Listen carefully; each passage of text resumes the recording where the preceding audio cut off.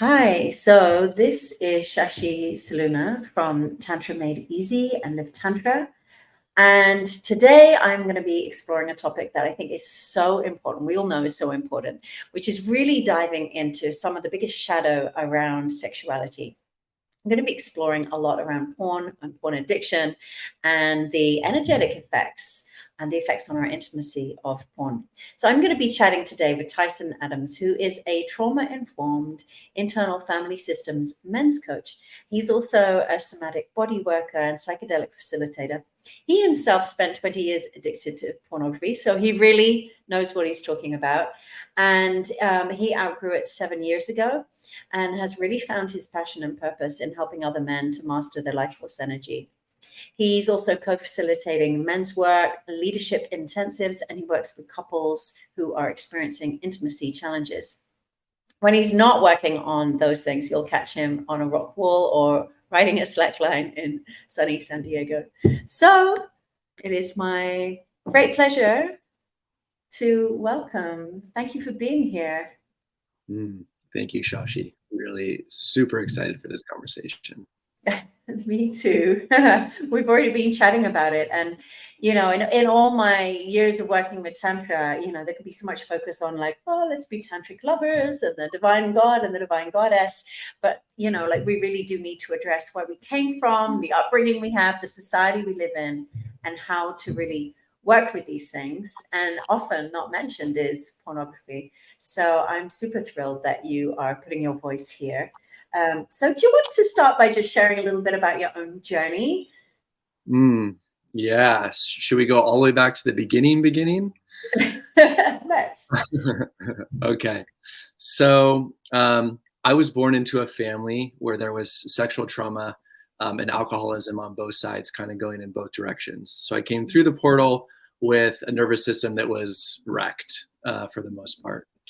And then as a young boy, unfortunately, I had my own sexual traumas, a step-grandfather. Took me 10 years to discover that and unpack it, really through therapy, through men's work, through hundreds of psychedelic journeys, through really going deep in order to actually discover what was really underneath the surface. Healed that, made peace with it.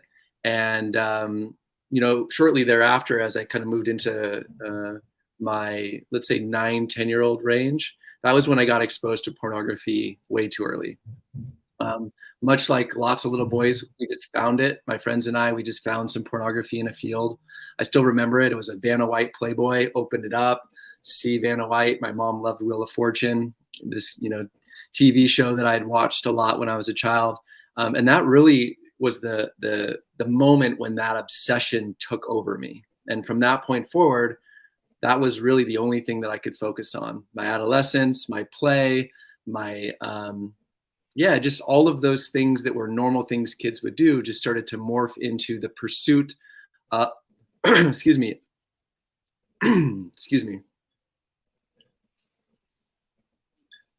really the pursuit of the porn, right? And so shortly thereafter, my hometown, I lived in Washington State, we got what's called Kaza, which Kaza is this program. It's kind of like Napster. You can download pornography. So we went from no internet to high-speed internet. So there wasn't even dial-up.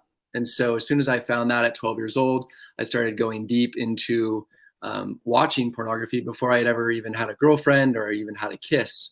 So all of that pornography was influencing my experience in the way that I was relating to women, relating to girlfriends. And that was really what jump-started a 20-year porn addiction.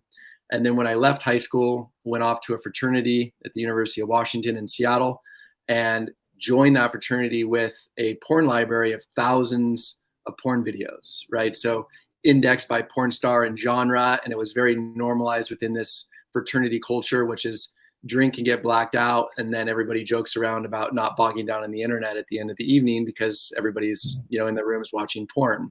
So I kind of grew up in that belly of the porn, just like hitting and shaping my reality, my psychology, and my way of relating.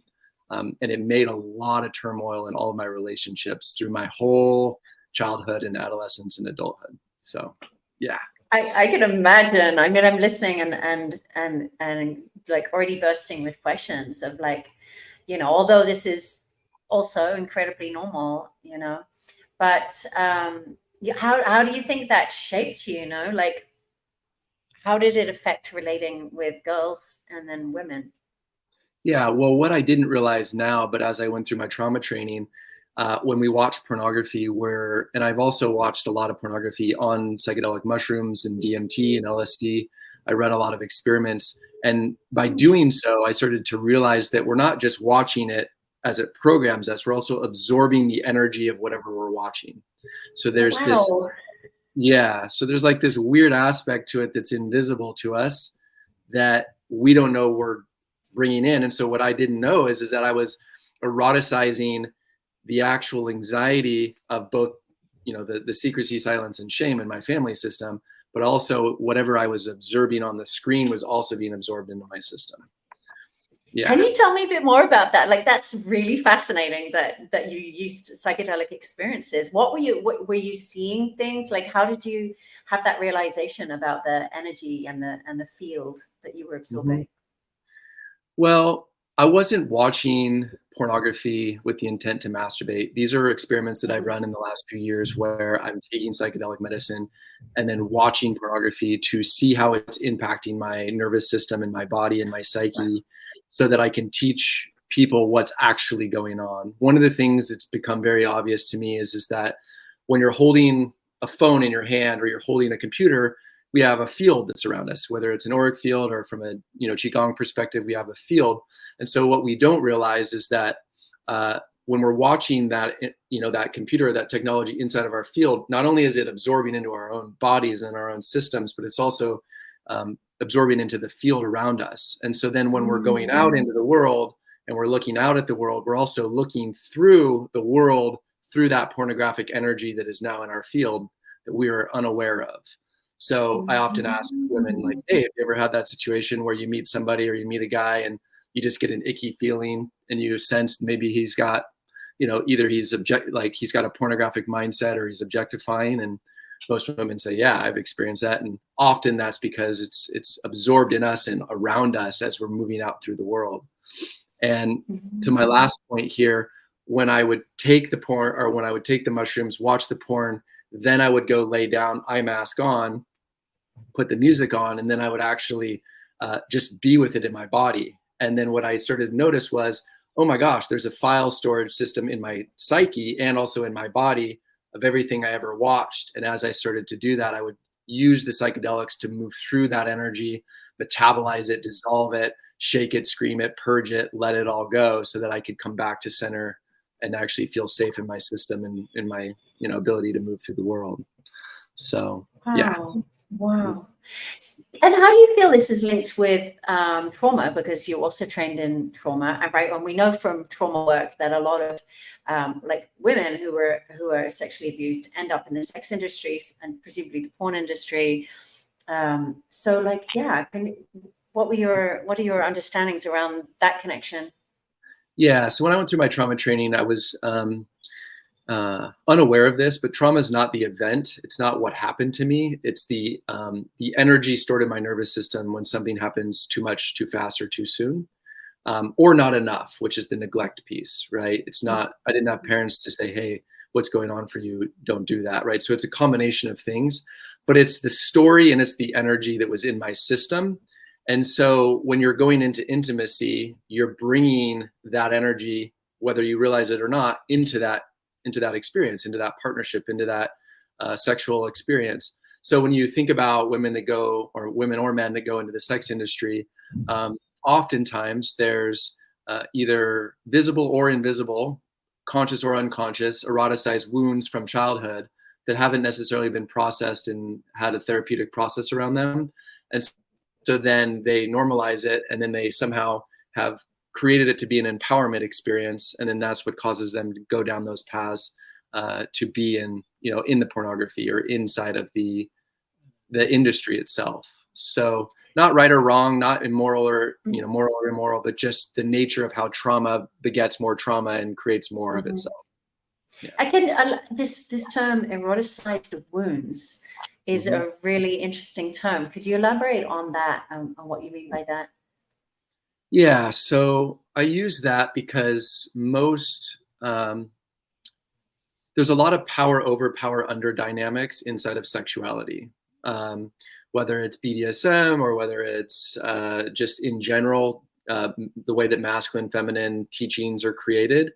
And what I notice is that often these wounds are coming from um, the often these eroticizations, these things that we find kinky, are actually born of wounding. So a good example is there was a study done by a friend of mine in Seattle where he looked at it was 13,000 men with porn and sex addiction, and what he found was is that the genre of porn uh, that you find to be erotic has a connection to what you went through as a child. So, for example, if you Mm. like porn where you're in a position of power and maybe there is a younger person or a subservient ethnic background or a small body, often these men had punitive and dominant fathers where they felt very small. And so that the way that the wound shows up is that then they eroticize needing and wanting to have power over, the person that they're attracted to or that particular type of porn.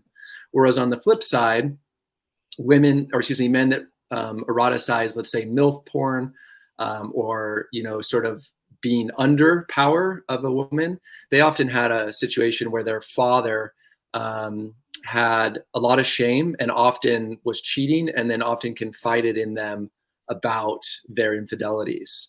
And so what we can begin to start to understand is that the actual search terms that you're putting into the actual Pornhub or whatever it is that you're looking at are the trailheads to the deeper psychological healing that is possible if you're willing to go there and have somebody walk you back in time to see where the power under or power over struggles happened and how that manifested in the way in which you're aroused in your intimate experiences. Amazing. So then presumably this is part of the unraveling. I mean, I love what you're saying because first of all, it takes away creating more blame and guilt around it. It's just like, here's some wounding and here's where it's going. And it's also not healing. It's just like, presumably if people are just searching for that porn again and again, they're just playing out that wound again and again. What are the steps to actually healing that wound? Yeah, so are you speaking to, let's say, men? I'll speak with men because I think that'd be the easiest way. So um, the way I look at porn and or porn addiction is it something that you can't stop doing, right? So simple way to describe an addiction is something that you want to stop or you're curious about stopping but you can't. So if you notice that that's the case, then you just acknowledge that, like, there's something here that I don't have control of. Second step is that's admitting it to self. Second step would be admitting it to somebody else, a friend, a confidant, a partner, somebody who isn't going to force that deeper into a shame spiral, somebody that's accepting and unconditionally loving of what you're going through. And then from that process, we have to understand these addictions. They have an actual physiological aspect to them. Like when we ejaculate every single day, especially men that do it regularly and daily, there are proteins, amino acids, vitamins, and minerals that are leaving our body in our seminal fluid. And it's a lot, actually. And so what happens is that when we ejaculate, our hypothalamus and our brain and our organs have to work on overdrive to reproduce our seminal fluid. And so that takes up a lot of energy and a lot of life force to reproduce that. And so then we're tired or we're lethargic, and then we consume other shit that we don't want to consume. Mm-hmm. Right. So often we're out there going, why am I tired? Why am I anxious? Why am I irritable? Why can't I get anything done? Why do I not have focus, drive, and flow in my business? Well, maybe it's actually a depletion issue. It's a life force issue, right? So men have to get on board where it's logical to do this because first of all, I have it. Second of all, logically, this would be something to get in touch with. And then thirdly, we have to understand, well, what is it costing you? What is it costing you to leak your life force and to not have all that energy in your body or in your system? And so for some men, it's time. Other men, it's entrepreneurship, it's dollars. Other men, they can't attract a partner or their relationship is falling apart. Other men, They're just frightened. They're scared they're going to get caught. Like there's all kinds of things that are woven in and around this. And then what we have to do from that point is we have to accept and understand that out of the hundreds of men that I've coached in this pornography region, literally maybe a handful have ever had any sound guidance moving from boyhood into manhood. So there's grief there for us as a collective and as individuals that we haven't actually accepted. And so if we can understand that there's grief here, that we didn't have anybody, bringing us, like, for example, Taoist practices and these, ancient cultures, they would bring the boys out to teach them these, sexual kung fu and these tantric ways of being. And we don't have that in our culture. It's just basically, it's been sinful for thousands of years. And so what we have to do is we have to accept that it wasn't your fault. Like it wasn't my fault that I didn't have any guidance. It wasn't my fault.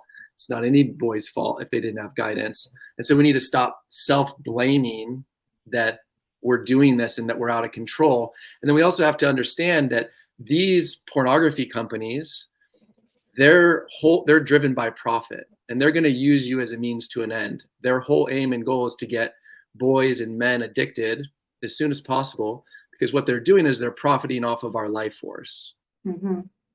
Now, could you just mention, I don't know if it's a good time to bring it in, but I'd love your analysis that I saw on your Instagram about that life force. Like you actually measured it or estimated it, I should say. Could you share that? Because I thought that was brilliant. Yeah. So the question is big picture, do we have a porn problem in this world or in this nation? Right. And I would say it's globally. But if you look at the top, so I looked at the top 30 websites in America, and 5 of those top websites are porn sites. So it's Pornhub, it's XNXX, it's XHamster, it's OnlyFans, and what's the other one? I can't recall. Doesn't matter. But those 5 top websites produce 6.35 billion visits a month. It's a lot of porn. Like there's just a lot of men going to these sites, and of course some of them are women, but a lot of them, or most of them, are men. And so what I thought was, okay, not every single time that a man comes to this site is he going to be ejaculating. Some people just come to watch, some people just edge and then they leave. So I was like, okay, 75% of that, which is roughly around 5 billion or so, right? So I said, okay, how much cum is 5 billion ejaculates, right? And so then I measured that in comparison to a tablespoon of semen.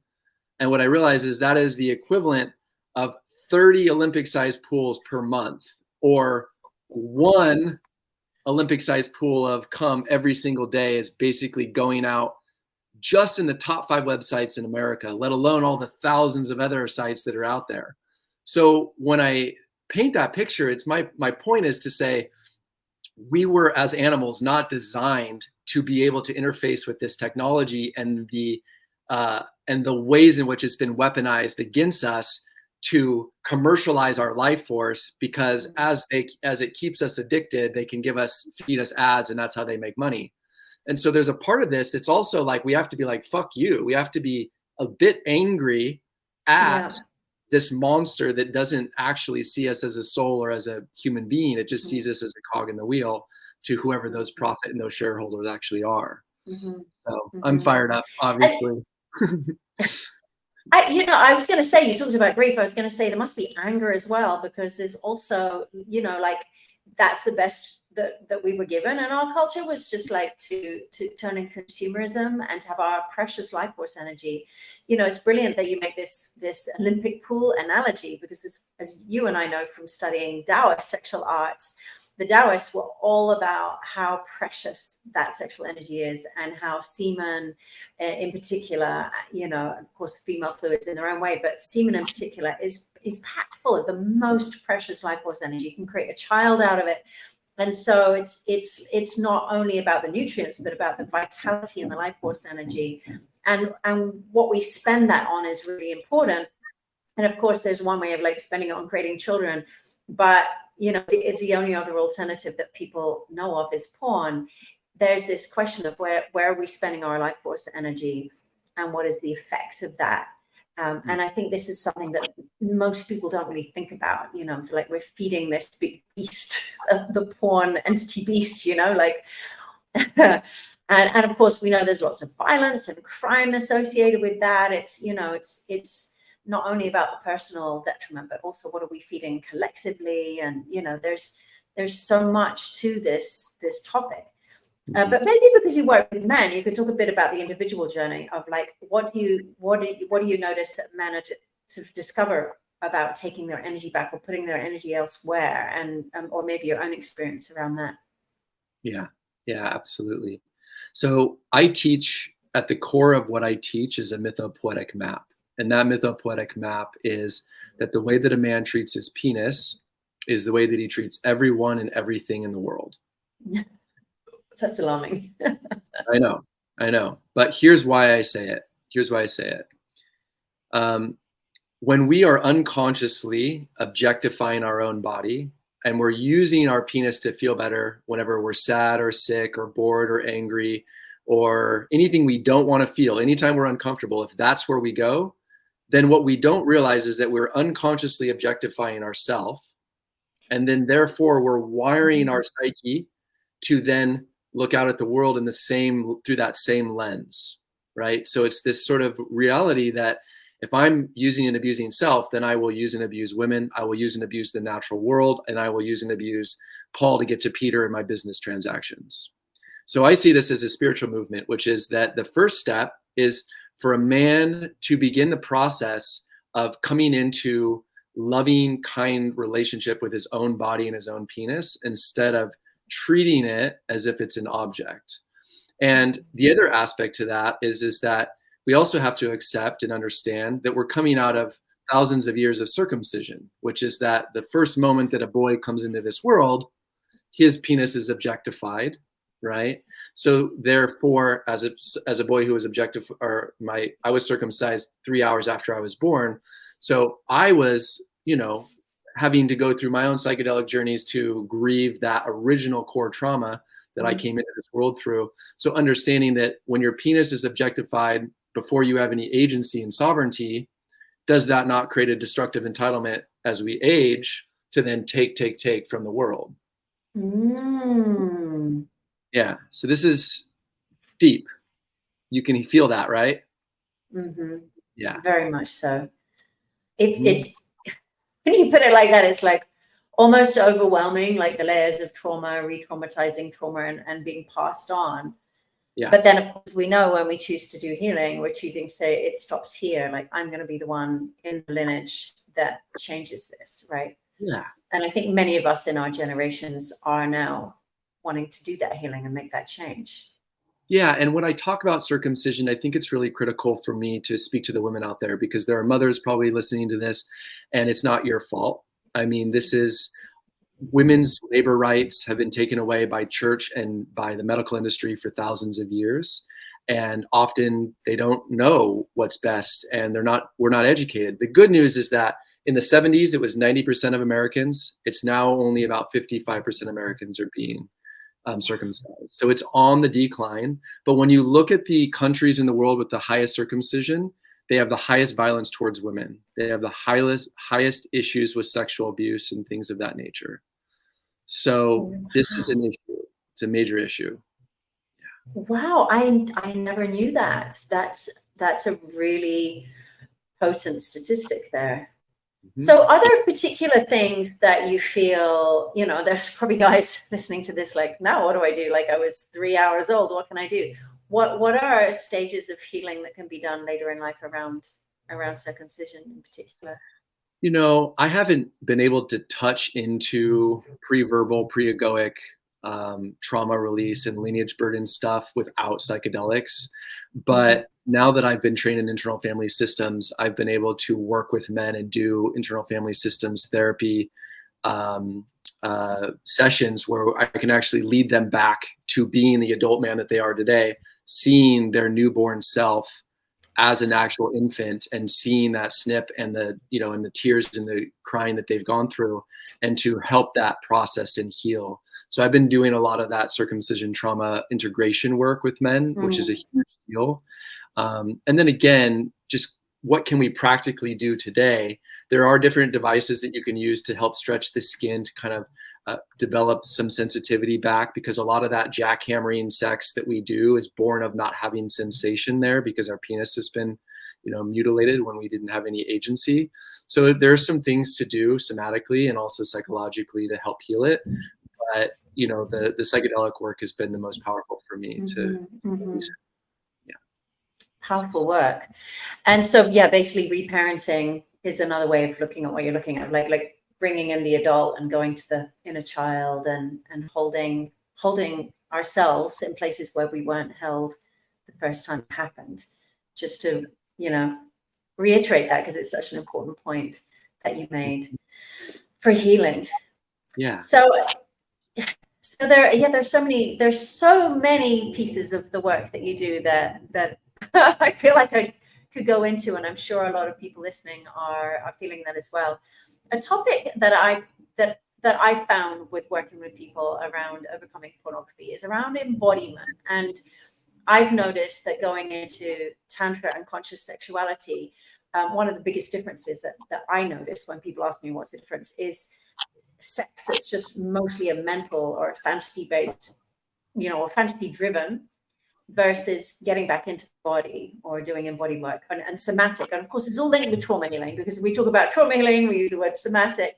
So yeah, I wonder if you could share a little bit about that journey, how it is with porn, and how to return back in the body, especially if, like you guys, had porn from such an early age that they probably never even were guided into the body in the first place. Yeah. So I'll actually share my response to that as a story, because that'll help elucidate sort of the point of what the journey might look like. When I lived in Southeast Asia. I lived in Laos. I had a coffee roaster in a cafe. I lived in the jungle. We had amazing experience putting in water wells, building schools for kids. So I did philanthropy before I did sex coaching. But while I was there, I had used a spermicidal lubricant condom. It basically fucked up my urethra and my bladder, and it basically unlocked what I didn't know I had in my genetics, which was interstitial bladder cystitis, which is basically like pins and needles through your urethra and bladder and everything. So I went on a healing journey through India and Southeast Asia and all over the US, and tried to find a doctor that could figure out what was wrong with me, and couldn't actually solve the situation whatsoever. There was no solution to it, because it wasn't a bacterial infection. It was a chronic bladder disorder that ran in my family. So it was like brutal. So what I realized was, I was like, I have to stop masturbating. So I decided to do 30 days of no pornography and no masturbation. And this wasn't because it was trending or because it was cool or because I wanted to be a men's coach or any of this. It was literally medical emergency. I am freaking out, right? So I did it. I got to the end of that 30 days. I also had, in that, even though there was still a lot of pain, that was the first time I had ever realized that I was running my life force basically at a quarter tank my whole life. So finally, my testosterone, my body, my minerals were able to rejuvenate, and I was able to actually get a lot of shit done. I was able to be very productive. So I was like, whoa, something, just semen retention thing, even though I didn't even know that that was a word or that was a phrase, because I was still a baby in my journey, And so when I came through that 30-day portal, though, I had this idea, and this idea was, can I actually masturbate and bring myself to orgasm without thinking my way through it? Meaning either having sex, watching porn, or imagining in my head this. And so I had this sort of challenge to myself. Can I do it? Can I actually have an orgasm? And so I remember I was in my hammock at my cafe, underneath the moon, full moon's out, stars. It was beautiful, super nice night. And I started to explore my body, and all of a sudden my erection came, and I was like, wow, this is interesting. This is new for me. This is a beautiful thing. What's happening? And so then I had this reality, which was that I kept going back to the porn, kept going back to the fantasy, kept going back to all that gunk. So what I did was I just stared at the moon, and that got me out of my hammock to the edge of the rail, looking at the moon, channeling with the moon. And basically I realized, oh my gosh, if I just stare at the moon, I can start to circulate this energy through my system. Started breathing. and all of a sudden had my first like, ah, like full body orgasmic experience of my life. Unlocked now what has become a body of work, which is eco-eroticism and reconnecting your sexuality back into the universe and into that non-dual space. But that was this aha moment where I go, wow, I didn't even know it was possible to feel my way to orgasm. I thought I had to think my way. There's a whole other way of relating to this. And polarity doesn't just have to be between myself and another woman. It can actually be between myself as an integrated man within masculine, feminine here in relationship to nature. And that was when everything started to open up, and when I went on the healing path and started all my therapy, and the rest is history. So I love that story so much. Shashi means moon, my name. And I lived in Thailand on Koh Phangan for 19 years. And I also fell in love with the moon and doing sexual energy practices. I even built like a pyramid in my back garden with a mattress in so I could make love to my partner under the full moon. Beautiful. So I just love that you bring that as your example. I mean, it's just so far away from what we're given culturally, isn't it? To connect to nature, to connect to sensations in the body. And, I think that was a big turning point for me. I'd never really enjoyed sex that much at university. I was lucky I was 21 when I found Tantra. But to discover getting out of fantasy and just being in the body, I just found it groundbreaking. I could be present. It was more pleasurable. There was healing happening. And I just realized that this is taken away from most people. Most people are taught to project all their sexual energy out onto fantasy, giving away all of their life force energy. And then they get addicted to that. And then they think they really want it. And so they pay for it and seek it. And this whole addiction comes where people think that's what they're desiring. And they're robbed of this birthright of connecting to this moment, connecting to this body, and connecting to this beautiful planet as well. So, yeah.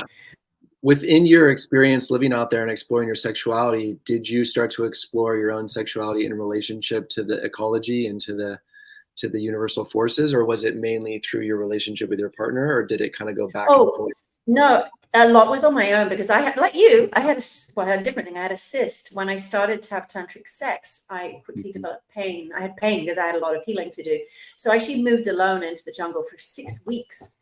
And I did Taoist practices of ovarian breathing, and just listening to my ovaries. And I realized then that I was afraid of my own wild nature, what I called my wild woman. There was a big snake passing by, and I just realized I was so afraid of wildness. But when I breathed it through my body with these practices, it became sexual energy.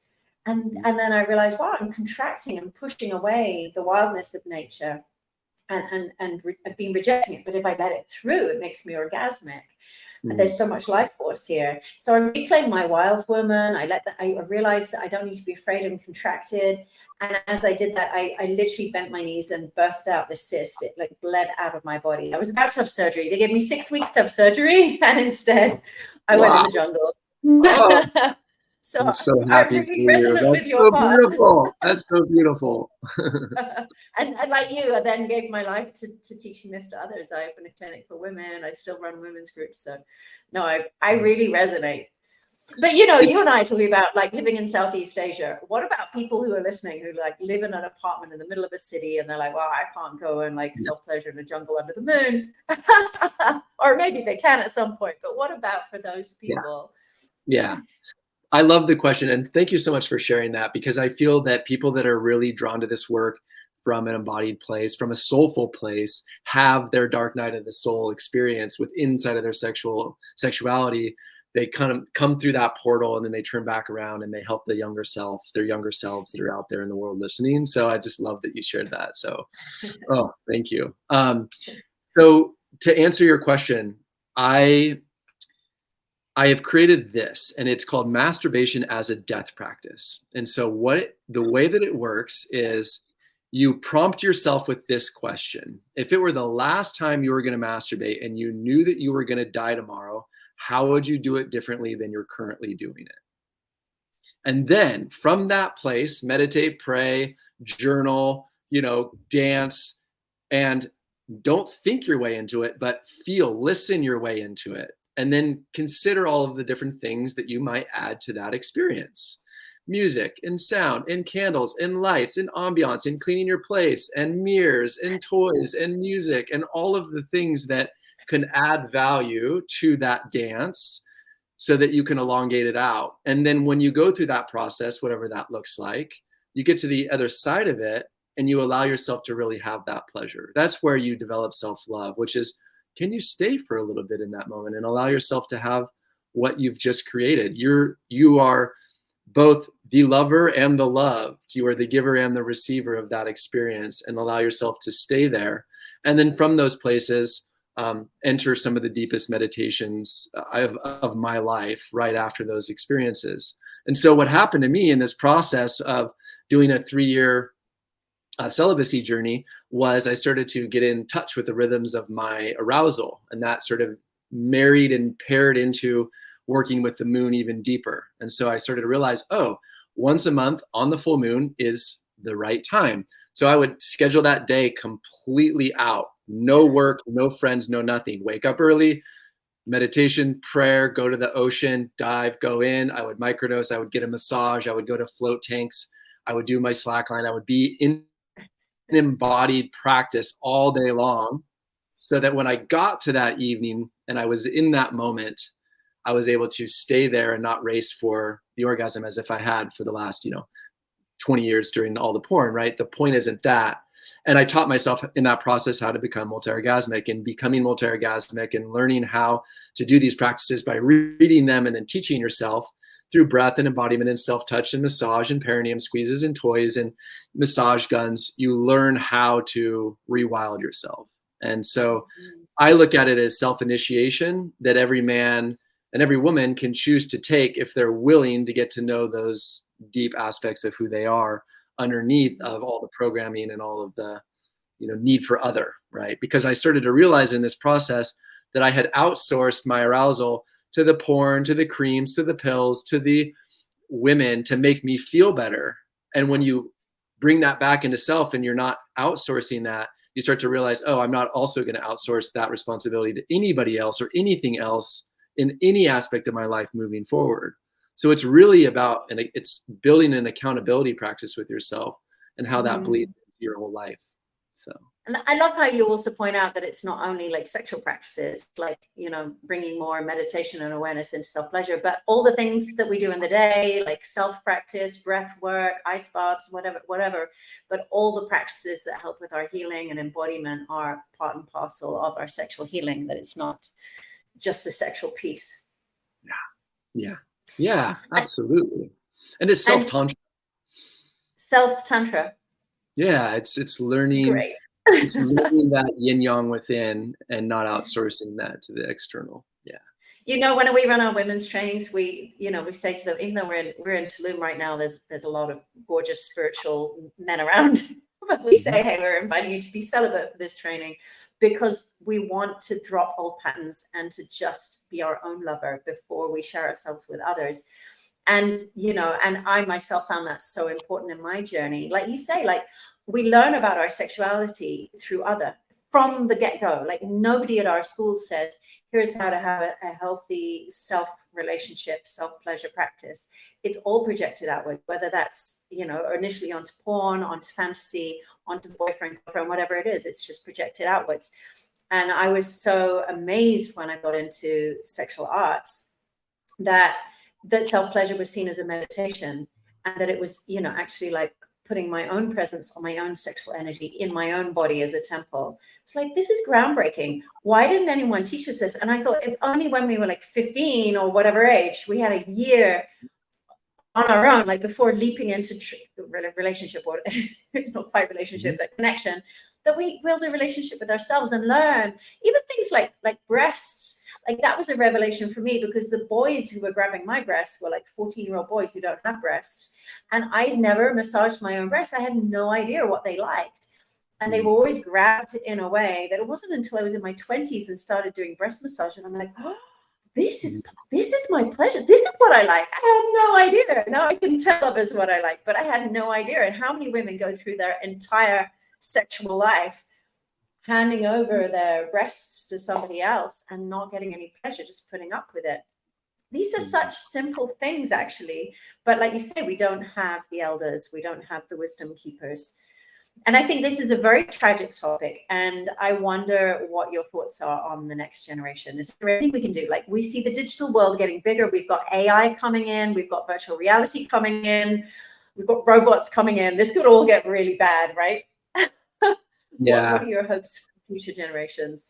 I'm most scared with the VR. The VR is the scariest thing because I've watched virtual reality pornography, and there's kids out there right now that are consuming it. And because it's so real, because there's 3 or 4 women coming over and it's point of view porn. So as you look down, it's some other, porn star's cock, but you think that it's you, but you're a little boy, you're 12, and all of a sudden you look down and you see a 7-inch cock. And so that creates dysmorphia for young boys. And then in addition to that, all of these women coming and just worshiping you as if you're a god and you don't have to do anything, that creates its own level of narcissism, right? So this is a huge fucking problem with AI and VR. So what I'm personally doing is I'm in the process of building my own men's group and my own men's community to teach these practices, but I'm also going to have a nonprofit on the side where I'm in the process of building a secular, sex positive, nonprofit that's a community designed for parents to come in to get education around how to keep their children safe with not only just browser blockers and things of that nature, but how do we have these conversations around consent, because there's so much sexual abuse that's happening between children on children, older children on younger children too, that happens in this world. And a lot of the people I work with have that story. And I also have that story, and when I was a child. So the reality is if we don't start building communities where we can come and actually get good education and then start to educate ourselves, then it's a slippery slope towards where this is going, because the people that are creating these technologies are uninitiated men often, right? They're profit driven. They don't give a shit. They're building AI and VR and all these bots and all these things without being initiated into their own sexual well-being practices, meaning that they're just seeing you as a means to an end because they're themselves using themselves as a means to an end. And then therefore they're building these techs that are ultimately going to be weaponized against our kids. And so this is a huge, huge problem. And we need as many people as we can talking about it and getting into these conversations, because, oh my gosh, it's a scary landscape. Absolutely. How can we, like, if you got the opportunity to go and talk to, like, I don't know, like 10-year-olds, 14-year-olds, whatever, how can we sell something healthier to them? Like, we're up against consumerism and addiction, and that's pretty tough. And most of us, like you've pointed out, many of us go through pain point. You and I talk about, your bladder infection, my cysts, or people go through 20 years of addiction and then it's messing up their relationships. Is there a way, do you think, that we can speak to younger generations that prevents them needing to go through all the way to that life falling apart pain point? Is there anything? Just curious, because I you have a very clear voice on this in your own experience. What would you say to a 14-year-old? Yeah, I mean, we need fathers and their 14-year-olds to be in circles with leadership to help conversations happen in real time. Men and women that have had sexual traumas or porn addictions often don't protect their own children because they have their own blind spots. And so you often see if a mother or father went through a trauma when they're 8, their child might be fine. And then at 8, they just turn a blind eye. And that's when their child goes through a similar experience. The epigenetic lineage imprints follow through the line. And so what I think is really critical is the most important piece, if you're out there listening and you have sexual distortion or shadow that needs to be integrated, is to do your own work, because that is the way in which you will ensure that your child is not going to go through the same thing that you did. And I think that we can't just say, oh, somebody else's problem. Like, it starts with self, and then it starts with the way in which we raise our children. But if I were to talk to a young boy that's in front of me right now, I would just be very honest. Especially if they know what pornography is, like, I was addicted to pornography for 20 years. Here's all of the ways in which it screwed things up for me. And here's all work and all of the trials and tribulations that I've had to go through to get to where I am now. Are you interested in helping me? Are you interested in learning some new ways to relate to sexuality that will be healthier for you as you move forward? And then give them the option to step through that door or not, depending upon where they're at in their own curiosity and development, because we can't force them. Yeah. Amazing. Well, I hope that platforms open up massively for your voice to come through, because I think that's it. That sounds like a good approach. A lot of people ask me about, reaching the next generation. And sometimes around this topic, I can sometimes feel kind of like overwhelmed. And and yet we do know that like the pain point eventually transforms people. So if the older generations can share that pain point, I think like when you said fathers and sons being in circle, it's like, wouldn't it be great if they were sharing circles and the younger men, boys could hear some of the pain of the older men that isn't talked about? Yeah. It's just glorified a lot, and it's this exciting, slightly secretive thing that's got this charge to it. And there's not maybe enough voices talking about the pain and the suffering that is caused, right? Yeah. So I think these are all important things.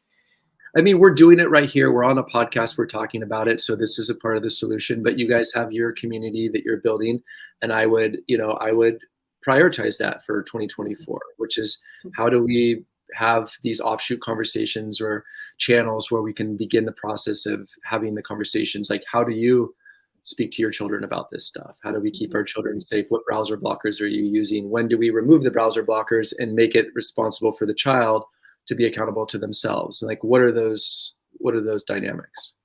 And what about the dynamic of like, the more we block something and say, no, it's bad, to like the more enticing it becomes? Like that's part of the whole thing, isn't it? Is that it's got this secretive element. And because people are taught to contract around sexual energy, that's what they're learning.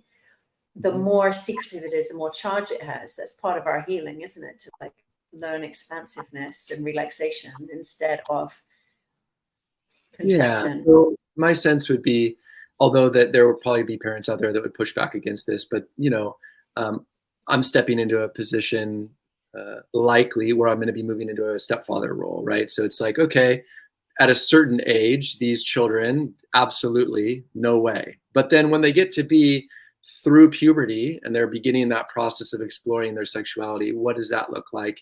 Is there a way actually maybe to sit down with them and actually show them a small porn clip, like, and to let them know that this is what's out there in the internet, and here's why you should be careful with it. I'm not necessarily saying that that's the solution, but it would be a better solution to do that than it would be to let a child stumble into some of the horrific stuff that's out there, whereby which they go down that rabbit hole and they end up in a dangerous part of the internet.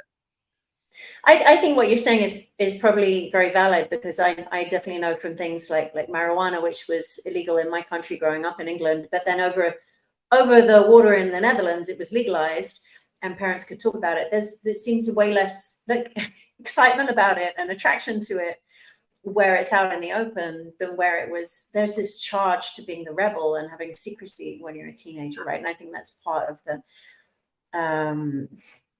what makes it so enticing until you're addicted, and then it's too late. So yeah, these are all really interesting points. There's so much to unpack here. You and I are, we've chatted earlier, and we're both into the Taoist lineage and tantric practices. And this is so much about energy. We've touched on this a little bit, but I know it's, for me, having the language around energy was so helpful, not only in my sexuality, but in life itself. It's like, oh, energy, everything's energy. The food I eat can have more energy in it or less energy, not calories, but life force energy. The places I live can be full of life force energy, the nature I go into.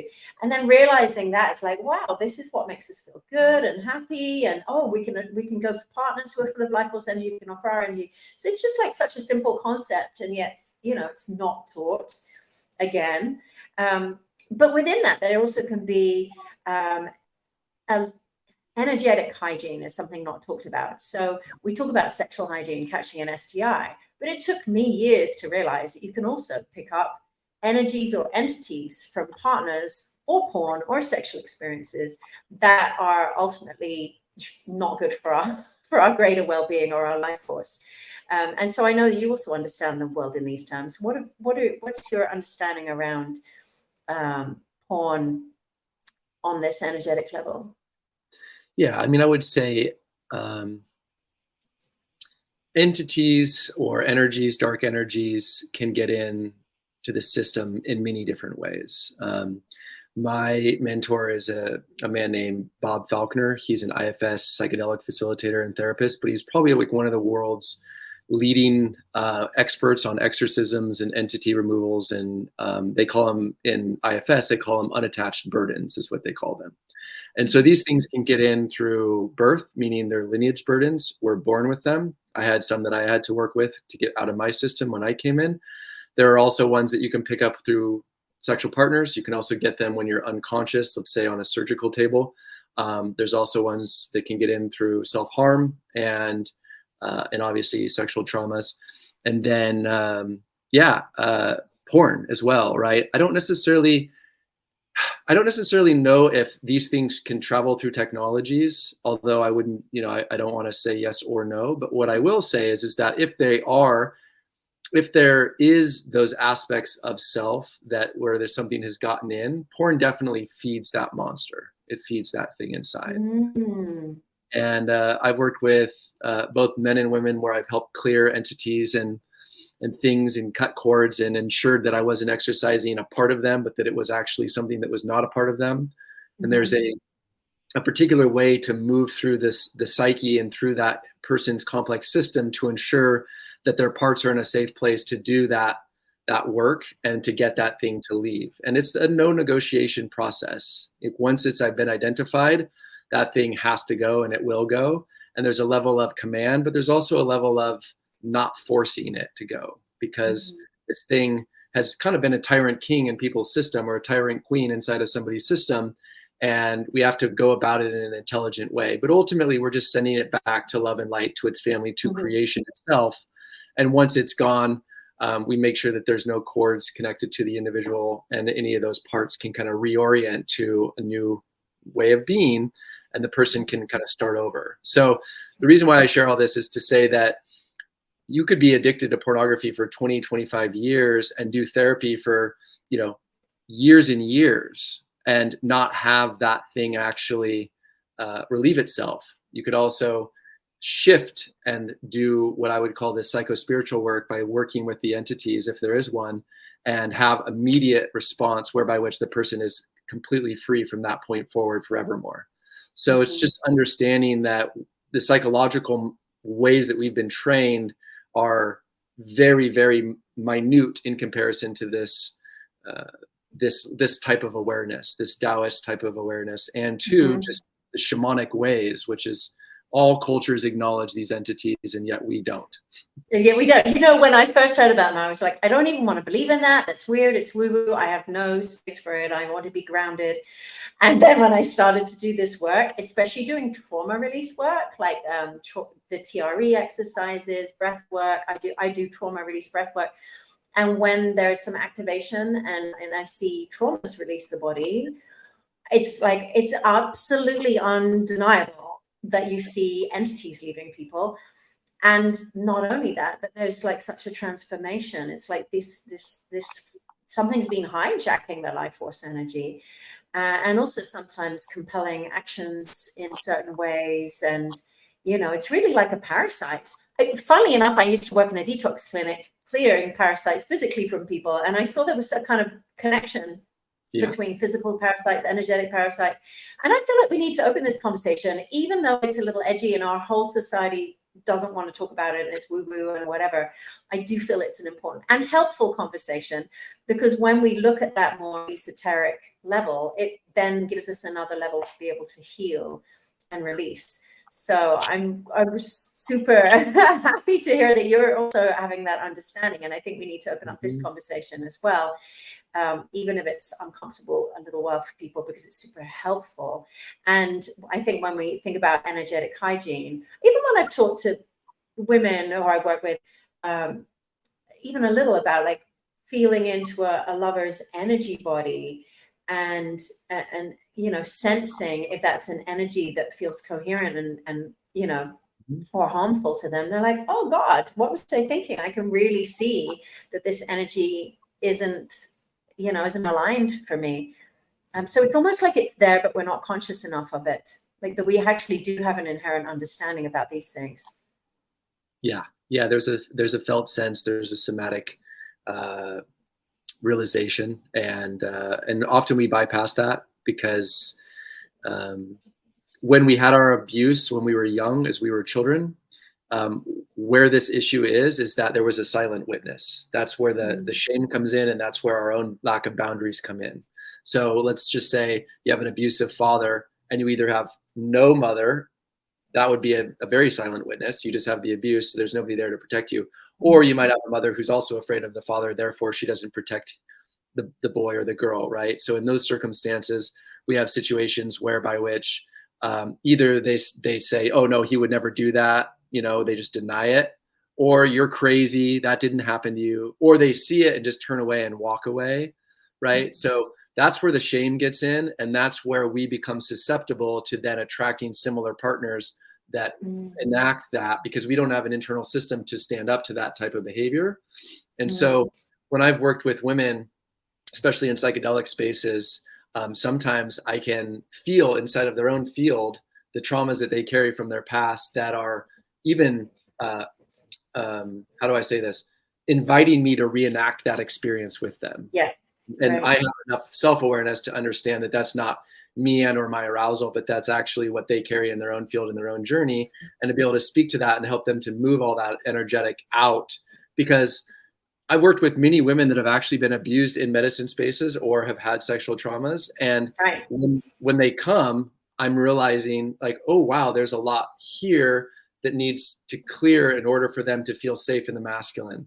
And so I can see why a lot of people that are in tantric circles or polarity teachers or people that are the gurus in India or all these places can justify like, oh, well, you pulled me into that, or you asked me to do that, or whatever, because they're not clear and clean in their own sexual energies. And then therefore they go and do these abusive things and they call it a healing, when really like there's a co-created trauma bond that's happening. And then that's the nature of these culty cult leaders that actually hurt women. Right. So that's what I see. It's very, very easy for me to see it.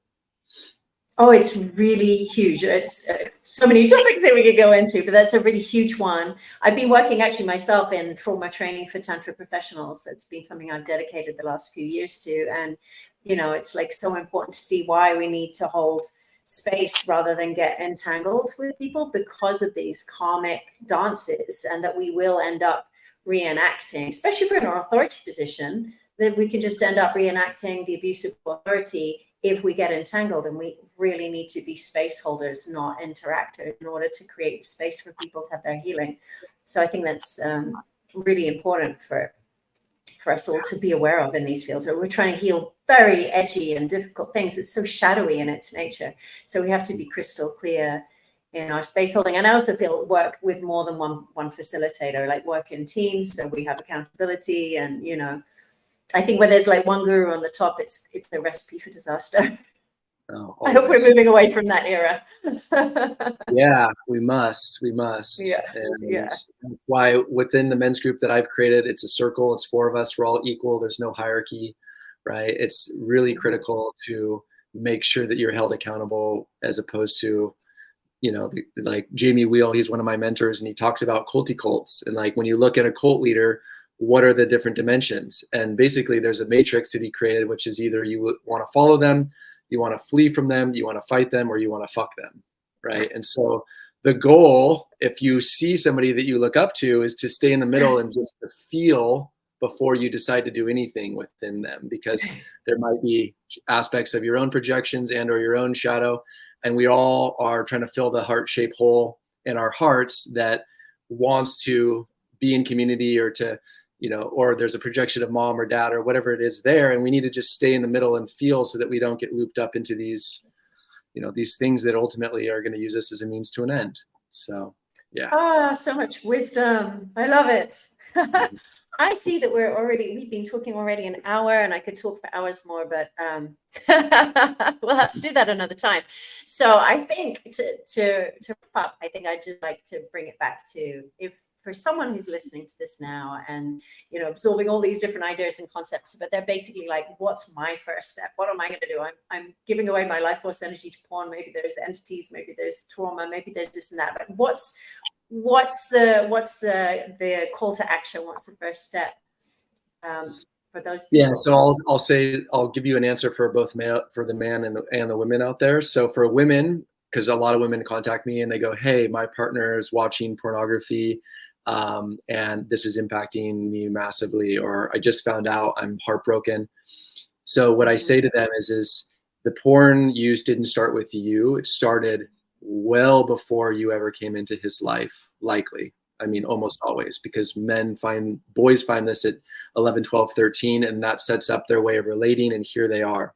So that's a critical component, which helps women to not blame themselves or not think that they're worthy or not think they're pretty or sexy or whatever that is, because it's really not about that. Most of the time, men are using sex and porn, or excuse me, porn and masturbation as a means to feel better anytime they get triggered with anything in life that is overwhelming to their system. That's just what they've figured out.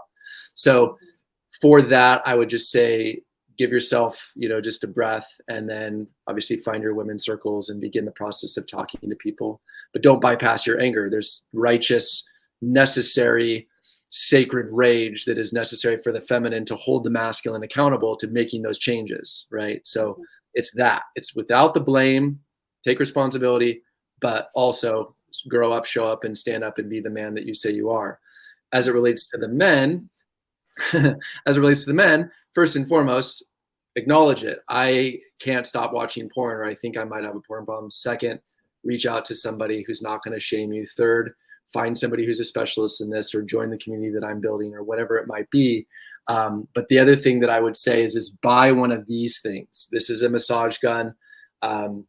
Get the tallest or the big ball, and begin the process of clearing out your nervous system, starting with the bottom of your feet, your legs, your perineum, especially your anus, your tailbone, all the way up your spine, the whole microcosmic orbit. Begin to work with the perineum and learn how to trauma release all that energy and that gunk out of your system.